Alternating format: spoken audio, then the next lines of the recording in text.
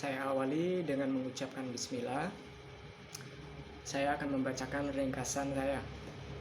Nah, filsafat berdasarkan cara pandang masyarakat umum itu, filsafat merupakan ilmu yang abstrak, sukar untuk dipahami. Filsafat secara harfiah juga digambarkan sebagai ilmu yang mencari kebijaksanaan. Banyak orang berpikir bahwa filsafat itu mencari kebijaksanaan. Sebenarnya bukan kebijaksanaan dalam arti yang umum. Filsafat sendiri sejatinya mencari pertanyaan yang mengungkapkan persoalan yang tidak dapat dijawab oleh kenyataan ini. Dalam filsafat, kita tidak cukup hanya bertanya lalu menjawab. Tetapi yang harus kita tekankan yaitu menggali segala sesuatu dari sudut dimensi dari pertanyaan kita. Nah, segala macam asumsi atau argumentasi filsafat pada dasarnya itu adalah sebuah pertanyaan. Tidak pernah kita sampai pada simpulan yang bersifat final.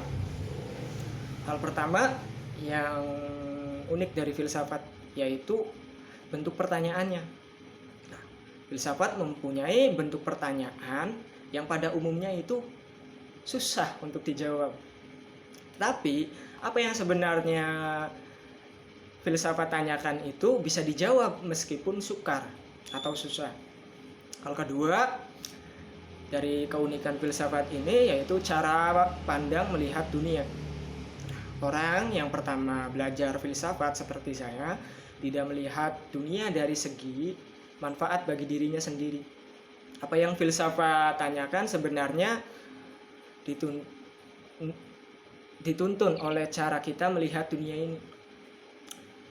Dari sudut pandang filsafat, dunia ini merupakan sesuatu hal atau teka-teki yang menarik.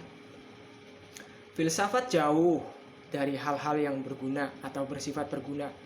Kegunaan merupakan hal yang asing bagi filsafat ya. Beda dengan ilmu-ilmu lain. Filsafat sendiri tidak berguna.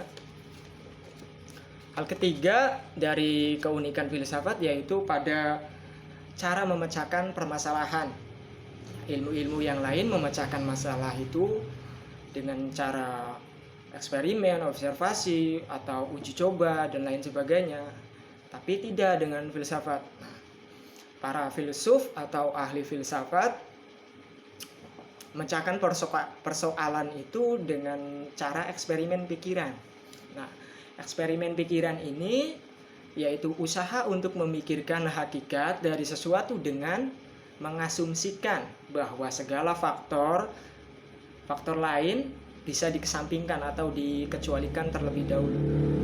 Contohnya eksperimen pikiran ini adalah usaha untuk memikirkan hakikat dari keberadaan manusia. Nah, lanjut, yang keempat dari keunikan filsafat yaitu sifat umum pendekatan filsafat. Filsafat tidak menanyakan hal-hal yang bersifat khusus. Nah, justru filsafat ini menanyakan yang bersifat umum dan mencakup segala sesuatu. Nah, dengan sifatnya yang umum ini, filsafat separuh jalan menuju seluruh ilmu pengetahuan. Filsafat juga lahir jauh sebelum ilmu-ilmu khusus yang lain berkembang. Jadi, filsafat merupakan bagian dari sejarah manusia yang paling awal. Filsafat mendahului ilmu-ilmu lain dan dari filsafat pula ilmu-ilmu khusus itu lahir. Jadi, ketika manusia belum memiliki atau mempunyai pengetahuan ilmu yang lain, filsafat maju dengan pertanyaan. Seperti itu ringkasan saya. Terima kasih. Assalamualaikum warahmatullahi wabarakatuh.